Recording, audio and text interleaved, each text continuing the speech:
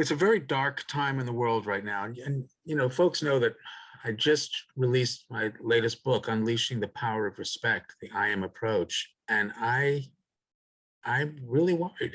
I'm worried about what's going on in the world because there is enormous disrespect. There's enormous anger. There's fear. And I worry that it will turn into depression and people will just shut down and be indifferent and say there's nothing we can do. But I am really curious, Patrick, from your point of view, um, maybe you could just refresh for some of our listeners a little bit about your history and story. And Sure. Yeah, no problem at all. Yeah, and I did just want on that point of, um, I certainly appreciate being called an expert, and I would say, yeah, maybe, and there are a lot of aspects that I'm very well versed and educated in on the aspect of war and going through war and combat and whatnot. But I do also want to stress that every situation is very unique, and um every crisis, war, everything is very unique to the individuals that experience it, and that's part of what I want to kind of get deeper into in with y'all tonight. But yeah, so to start with, I started my Army career in 2004 after graduating from high school. Left for basic training 3 weeks after graduating. I enlisted in the Army as an airborne infantryman. So went through Army basic training, infantry school, and airborne school, and graduated from all that in 2004 November, and I was stationed at Fort Bragg with the 82nd Airborne Division. So that was November 2004. In February 2005, I was off to my first deployment to Afghanistan. Spent 13 months in Afghanistan. Came back to the United States for a year. Then went over to Iraq for the first time for a year. Back to the States for a year. Back again to Iraq for another year, and then I got out. I was, like I said, airborne infantry. I rose to the rank of sergeant before I left, and I guess that's about the glossing over of it. Yeah. what is the airborne infantry? Yeah. So, paratroopers, airborne infantry means that we are the guys who jump out of planes and parachutes, made very famous in World War II. The Band of Brothers series is all about the first American paratroopers. So anyway, the idea is that your infantry people, your foot soldiers who jump out of the plane in order to quickly secure enemy territory or occupied territory. Now, with that said, that is an asset that we had, a capability that we trained for a lot. I did a lot of training jumps, but I never jumped into combat because it was never really necessary with the type of operations that we were doing. I was on trucks, Humvees, or marching around on our feet for it. So, yeah. I think that's a blessing, really, in a way that you didn't have to put yourself at that risk. It must be quite an experience jumping out of a plane, even in the best of times, and then into a war. Like, whoa. Yeah, well, not to digress, I guess, too much into it, but I will say with the mindset that I had at the time, being a, 18, 19, 20-year-old, um, testosterone driven kid, um, you know, you kind of want, it's kind of a rite of passage to jump, to have a combat jump. So, you kind of have this feeling if you're in the airborne and you're doing the stuff anyway, you might as well get the full glory of it and get the mustard stain, what they call it. And that's a little gold star in the middle of your parachutist badge. That's what they call your little mustard stain if you made a combat jump, which very few of us have. But that, yeah. So, it all falls into the, I have to say, toxic masculinity of, training for a very deadly sport. Deadly sport. Hmm. Hmm. Yeah. Tom, what do you think of that phrasing, a deadly sport? Well, I think it's appropriate. I do think, Patrick, you've made the deliberate choice of words, kids. Yeah. Uh, that's the draw for a lot of people enlisting, is that the promise of the adrenaline rush. We're seeing that right now with the call to arms in Ukraine. Hmm. We see that in all these foreign engagements, foreign fighters, and Americans wanting to, um, you know, take the plane trip, all the cost and the investment to get themselves over into a battle when just purely logistically, you could take all of that money and fully support European foreign fighters that are a lot closer to the engagement and maybe have a lot more at stake, instead of uh, yielding to your own sense of adventurism, maybe to go and see what war is all about. The IM is saying we're always doing the best we can, but this, Mhm. how do we wrap our head around this, even though it's war? So we were off air, we were talking a little bit about your understanding of the history of Ukraine and comparing Yeah. Russian versus American army. Where would you like to start? Well, I want to maybe start by saying, so I am, I'm passionate about a lot of aspects that revolve around Ukraine right now and the conflict, but I think I want to start by saying we are seeing unprecedented misinformation circulating around this conflict on both sides, on pro-Russian side, on pro-Ukrainian side, pro-Western forces side. So when you invited me to talk about this situation tonight, I really wanted to make a point to not get on any sort of personal platform here on my beliefs of what's going on, but I really want to try and give some just maybe objective information out for people who are trying to follow along, but you switch to one news source, it says one thing, another said another, everyone's saying everything else on Facebook. So maybe just starting with a baseline understanding of the broad history of Ukraine and the general territory. And I think the first thing to understand about Ukraine is it's known as the breadbasket of Europe, right? So it is an extremely fertile land that yields agriculturally a gross, overt amount that is very sought after by basically any large force that has happened upon it throughout history. Um, so where does the Russian connection come in? Well, that actually comes in from Norse people, Scandinavians, known as Rus.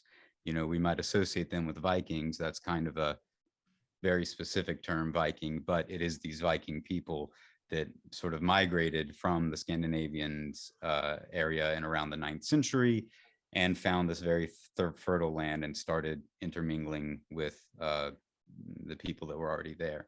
So that's sort of the first example that you have of a large hegemonic force coming in and mixing their culture in with the local culture and sort of taking over. Next instance of that you have is the Golden Horde, which is the Mongolian takeover of Asia and most of Europe, a lot of Europe in the 13th through 16th century. So you have these Mongolians coming into to Ukraine, the Ukrainian region, as it's sort of colloquially known, and so their culture gets imposed on these people now. And later on down, you have the Polish-Lithuanian Commonwealth. They come in about 300 years later, after the Mongols have sort of collapsed their empire. That's another power vacuum that's left in this very fertile breadbasket for the Polish-Lithuanian Commonwealth. And the most important thing about the Polish-Lithuanian Commonwealth is this is where you're getting the quote unquote Western European influence in the region, okay? As this is happening, what will become the Russians, they're now in Moscow right now, and they're just they're the Rus people at this point. And Moscow is still very much influenced by Mongolian culture. So this is the 17th century, 16th, 17th century is when you're first seeing this divide and this clashing of what we known as Western and Eastern European influence, right?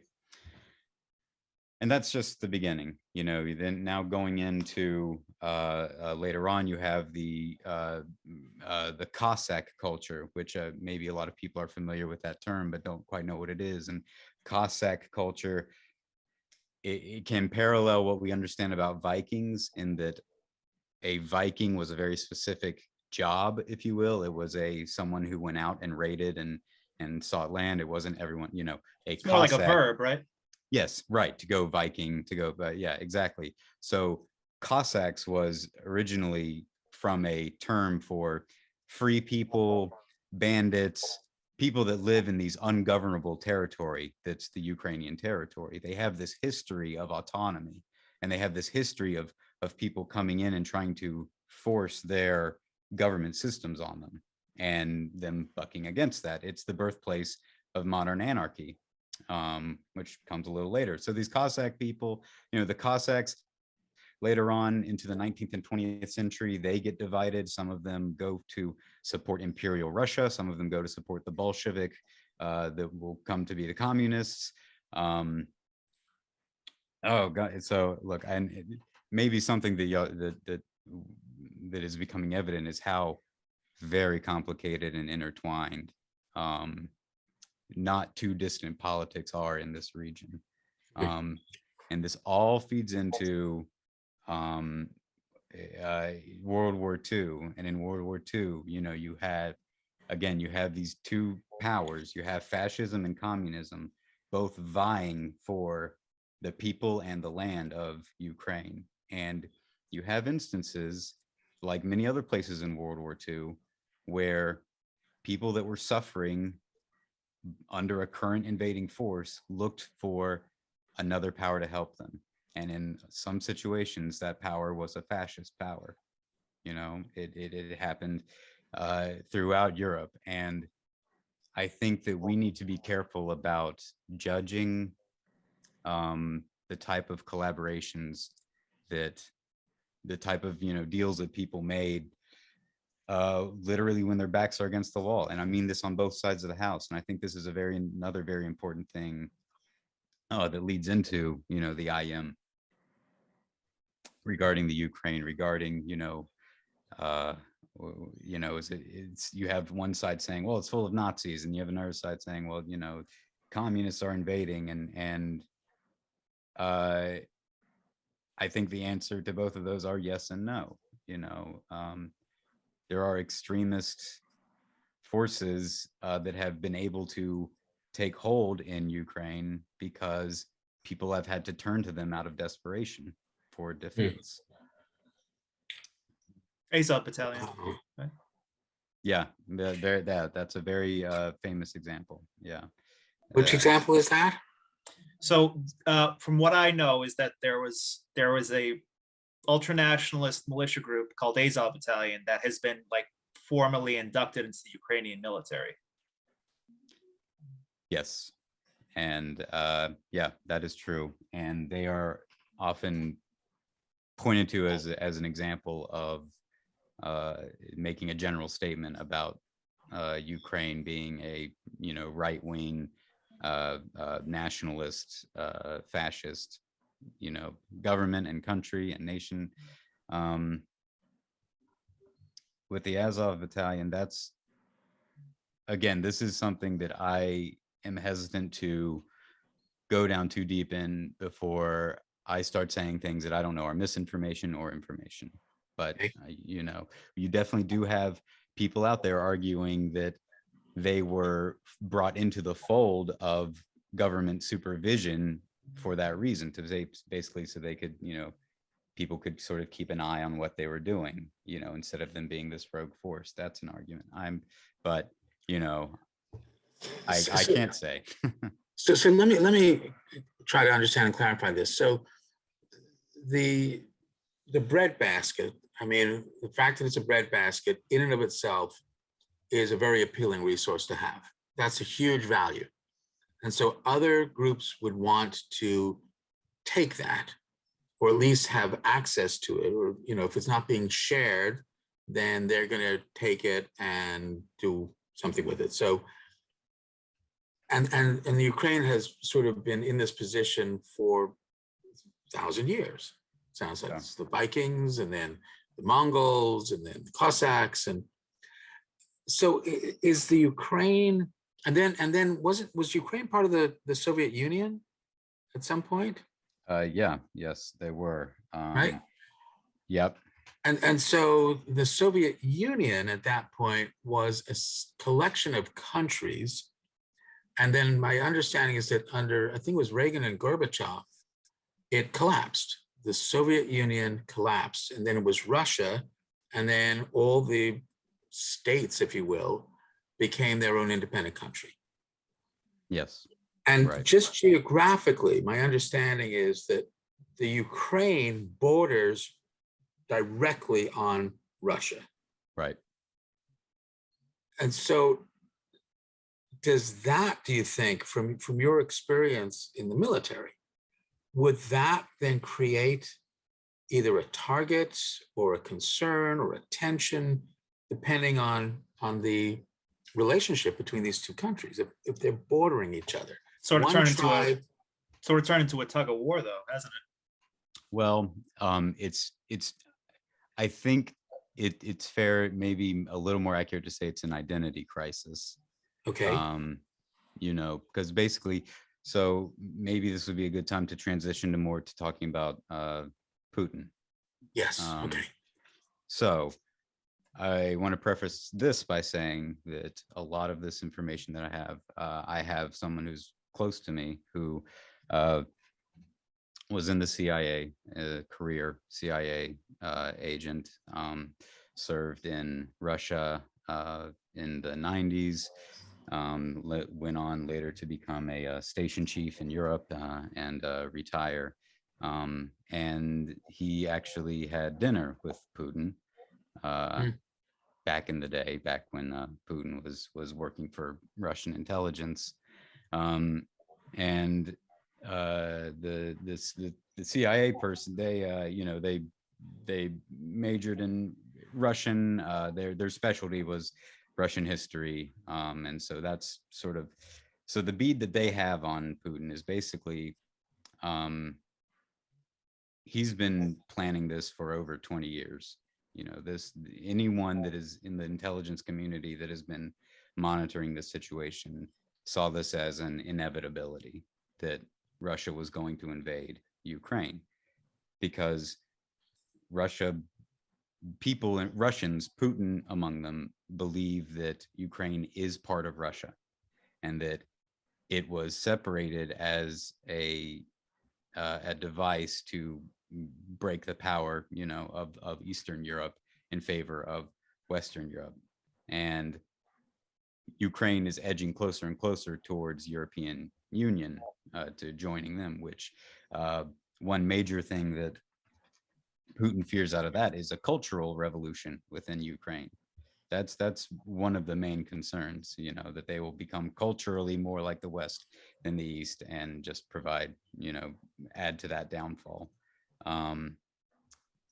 He basically, what this landed in is a failed intel on Putin's part. That's why Ukraine became such a mess, because it was his idea to invade and 48 hours later have a whole lockdown of the entire country. And that's what everyone else thought was going to happen, because Russian army relies heavily on the railroad system. And because Ukraine borders Russia, they are covered in borders with railroad tracks. And so, yeah, the whole neighbor, you know, right, that was a major part. You know, we were off air, we were talking a little bit about the difference between the Russian army and the American army, but also I want to come back to this idea that you raised at the end, that people thought it was just going to be done, that the Russians would come in, and because they're huge compared to Ukraine. I mean, they're massive. And the expectation, this horrible expectation, was that this was just going to be done. They were just going to come and take a country. Mission accomplished. Right. So first of all, why would people think that? And then we can get into hopefully comparing strategies or the army or. Well, I think that it's, well, especially us in the West, it's sort of what we're used to seeing, you know, ever since like Desert Storm. I mean, anytime a large force has gone into, you know, take care of whatever they're going to take care of in a much smaller force, you know, we're used to modern technology and planes and drones and tanks, and we just conceive of this, you know, this blitzkrieg developed by the Nazis, this lightning war, and that's, I think, just kind of what we're used to. But it was, I'm going to paraphrase this quote because I wasn't prepared to say it, but General Pershing, who was the general of the army in World War I, said something along the lines of, infantry wins battles, logistics wins wars. So this is really the key difference here. This is the logistics of the Russian army is really the crux of why we're in the situation we're in. That and the civilian reaction of Ukraine to the Russian invasion, which essentially Putin believed that he was going to be seen as a liberator to most of the country, that people were going to come in here, you know, with hugging the soldiers and helping them out. And, you know, I think anyone who has seen any 5 minutes of the war has seen that's very much not the case, that he has met staunch resistance on the civilian front, which I can definitely speak from experience that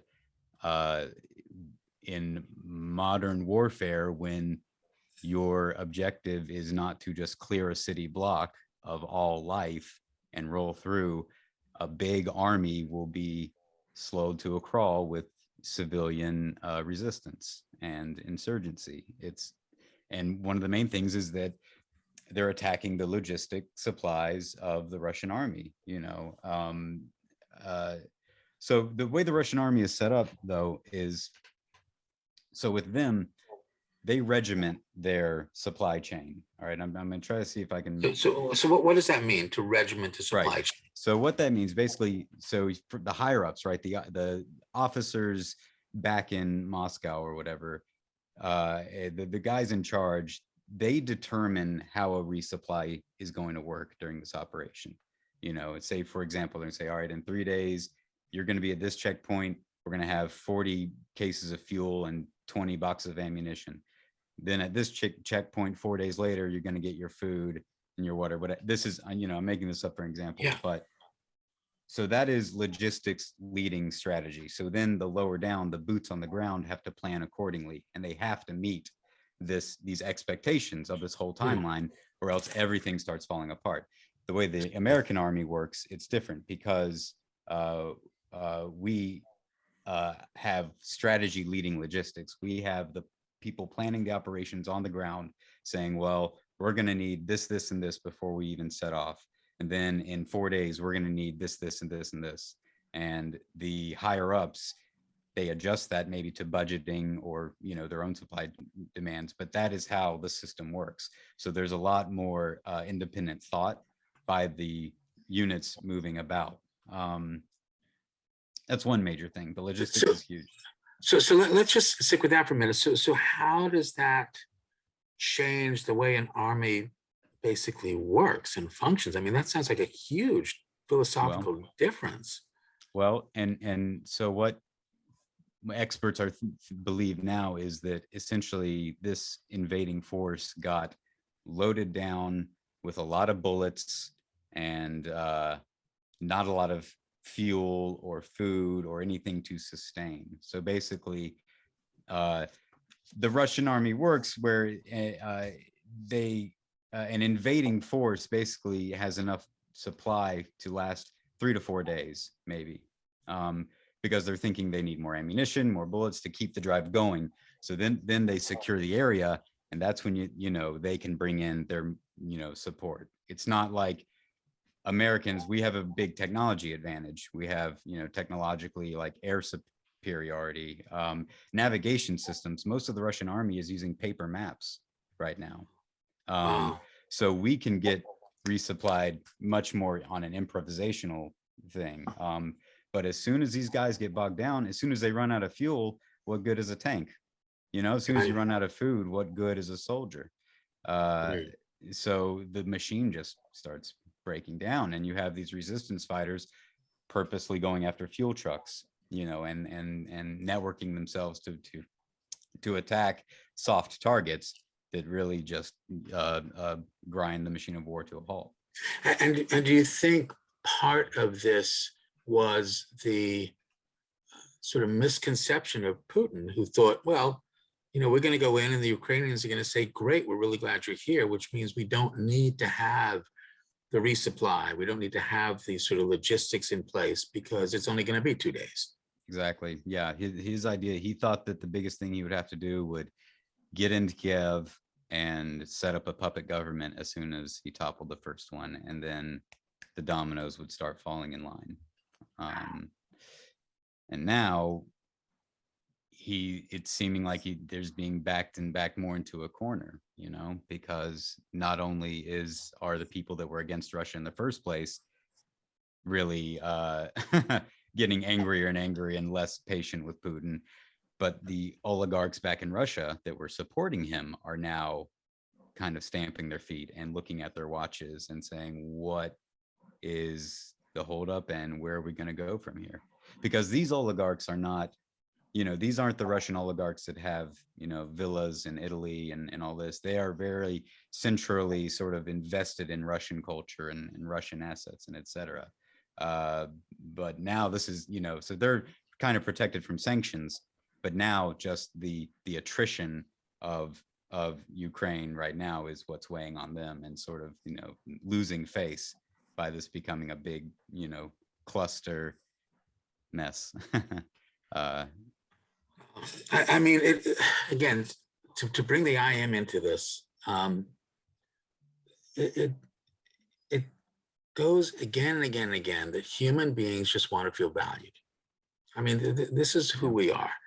And so when one person or country tries to increase their value by decreasing somebody else's, we shouldn't be surprised that the other person or country is going to respond in kind. No way, man. You're not going to take my value. As a matter of fact, I'm going to take yours.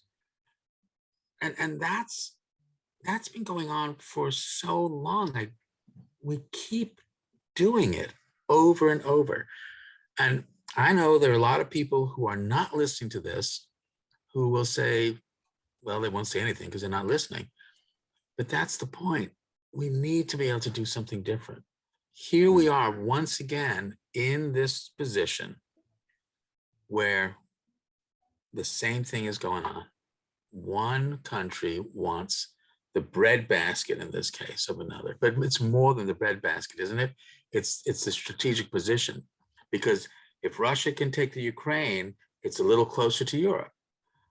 And is that the big plan? I mean, we don't know what the big plan is, but it's mind-boggling that here we are, 2022, and we're potentially on the brink of another world war. If I could amend your saying about one country invading another, I think it's one handful of men invading another. Okay. Because I think it's very easy to fall into the team sport of this is Ukraine versus Russia. Russia bad, Ukraine good. The Russian people didn't ask for this. Right.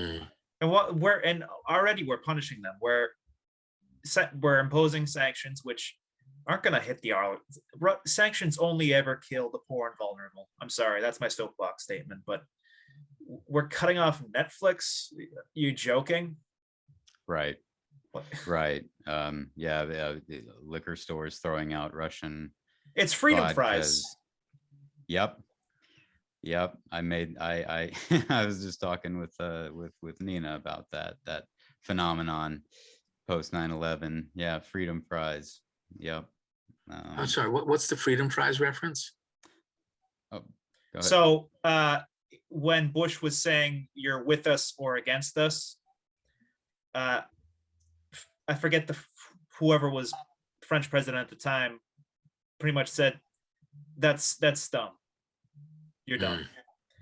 And Right. and so many American restaurants changed their menus from French fries to freedom fries. Right. No, I agree, Tom. I mean, it's not a country. It's maybe not even a tribe. It is one individual to the next, and yet, individuals. I mean, this is part of what you started talking about, Patrick. I mean, depending on which news station you listen to, you're going to have a particular view and opinion, and that's why I'm trying to get people to think about the I am for a moment, because it takes us and generalizes, no army pun intended there, but basically saying we are one group. We really all want the same thing. So why do we have to keep taking from one person to get what we want?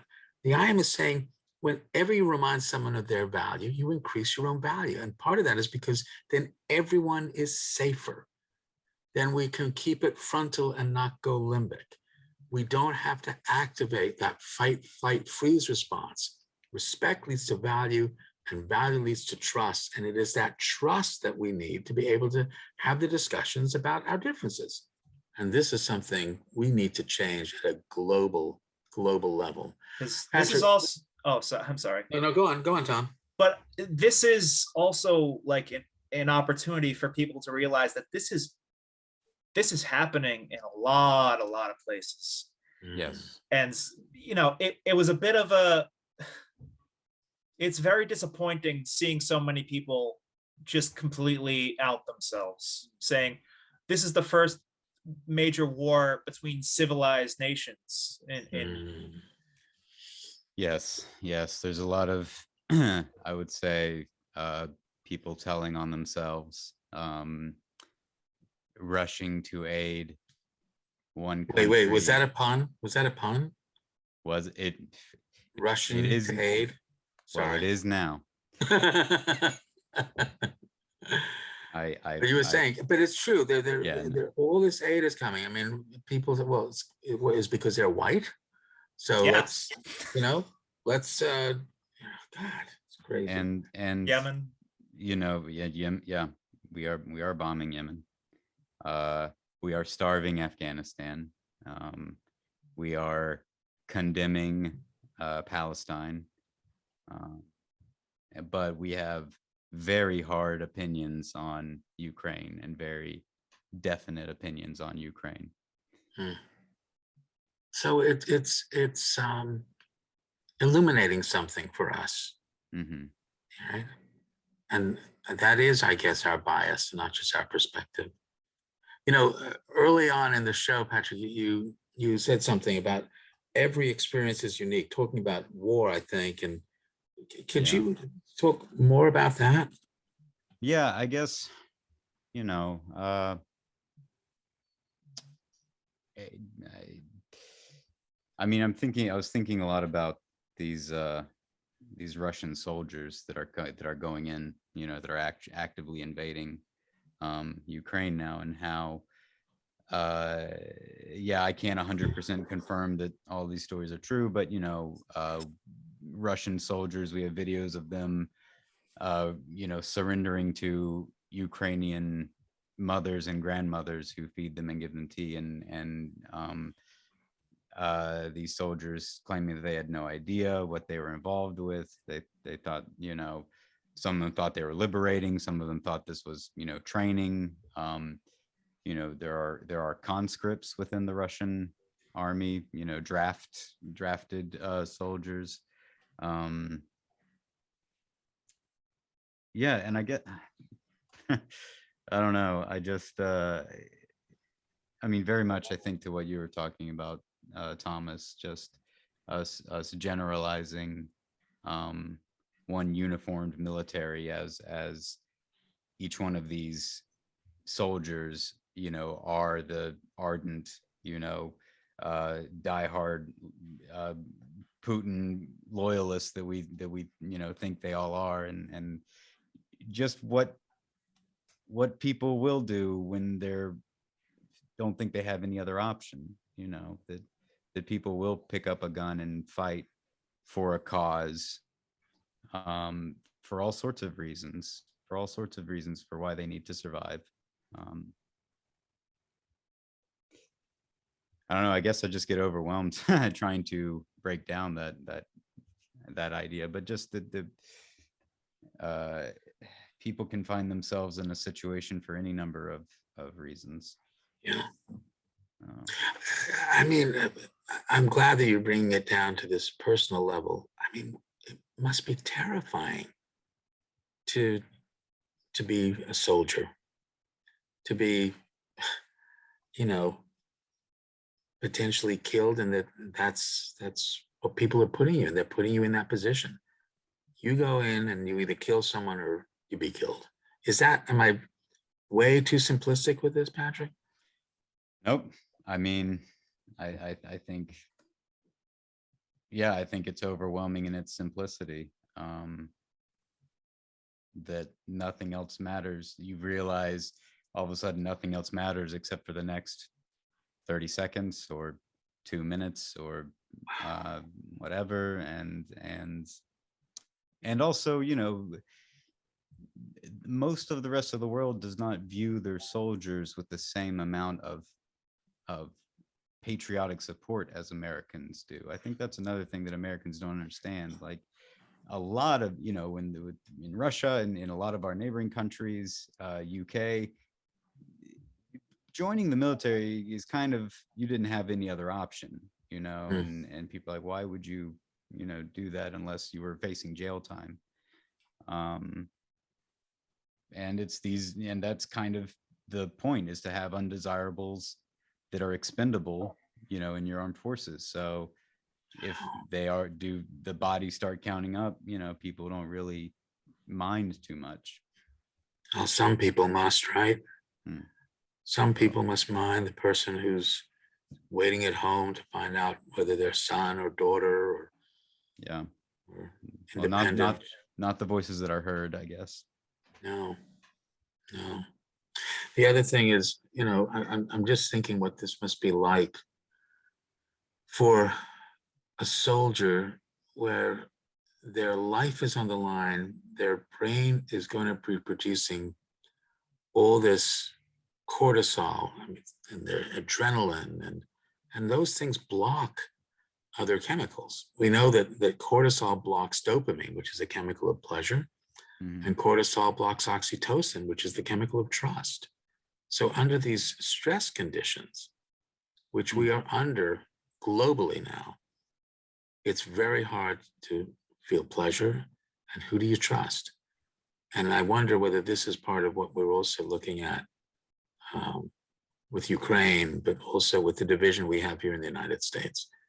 With COVID was a common enemy. Somehow tribes need a common enemy. We could have made COVID that common enemy. Unfortunately, we still need a common enemy, but we could have made COVID that, and come together as a global community to say, we're being invaded by this incredibly small thing that kills people. What do we do as a community to come together around that? But that opportunity may have been missed. So we're coming to the end of the show. The I am approach, as you know, has two truths: the four domains, the home, the social, the biological, and the I see, how I see myself, how I think other people see me, interact. Because of these interactions, a small change can have a big effect. So Patrick, what small change can you recommend to our listeners so that we can manage this? Well, I think I'll go back to the thing I said the first time I was on here, which is I would encourage people to actively listen with an intent to change their perspective. Yeah, I hope people are doing that, and I hope people who are listening to this show will share it with other people who will then share it with others so that we can all change our perspective and realize how much we have in common right now. We have so much at risk and yet so much opportunity to do something to bring ourselves together. The second truth of the I am, everyone's got an I am. Everyone is interested through their IC domain in what you think or feel about them, which has an effect on their biological domain, because you know it feels differently when you feel respected or disrespected. And you're part of someone's home or social domain, which means you control no one, you influence everyone, you get to choose the kind of influence you want to be. Patrick Troy-Brandt, what kind of influence do you want to be? I want to be a pillar of support for anyone around me who needs it. Yeah. And I sure hope that that becomes a model for everyone. Everyone. You know, we're under a lot of stress globally. But one of the best ways to reduce your stress is to help reduce somebody else's stress. Because as soon as you do that, you increase your value and you remind them of theirs, which is what we want. And as soon as you remind someone of their value, it increases oxytocin, it decreases cortisol, and you begin to trust you're safer. We can create a safer world by simply wondering why people do what they do and approaching them in a way with respect that leads to value. And then they can trust you with their perspective. And then we can have a discussion. We can have a discussion, even though I don't agree with someone. Doesn't mean I don't respect them. So, Patrick, thank you so much for coming on. Again, you are one of our repeat guests, and we really, really appreciate your time. Thank you so much for that and for everything you've done for us. Thank you, Dr. Joe. Thanks. Thank you. Good night, Tom. Stretch the canvas, rush with madness. Is it sadness or just a show?